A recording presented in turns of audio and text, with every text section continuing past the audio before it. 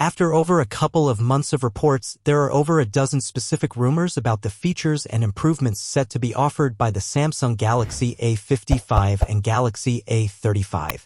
But this time it's reconfirmed by Google. Google's Play Console database has just confirmed several Galaxy A35 specifications and design choices. A new render attached to the Play Console entry showcases the usual aesthetic cues, such as the key island, individual camera cutouts, flat panels, and an Infinity display. One other interesting thing this render seems to suggest is that the Galaxy A35 may have a more intricate back panel color scheme, a scheme that may have two finishes and would go hand in hand with the phone's colorful wallpaper. But is this the case?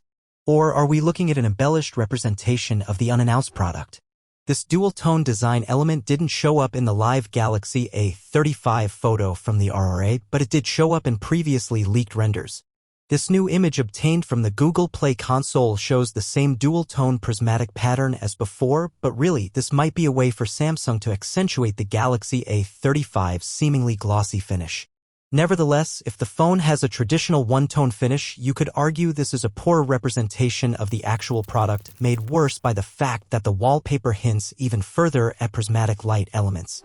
Back to more important stuff, i.e., the hardware. Google's Play Console confirms that the Galaxy A35 has 8 GB of RAM, an Exynos 1380 chip, and a display boasting a resolution of 2340 by 1080 and a pixel density of 450 pixels per inch.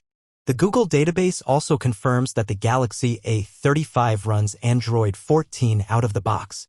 The A35 will probably ship with One UI 6.0, even though One UI 6.1 is also based on the same Android version. But Samsung may yet surprise us. The Play Console hasn't said anything new or at all about the Galaxy A35's potential release date. Still, we're only a few weeks away from the Galaxy A34's first anniversary, and its sequel might be coming in March.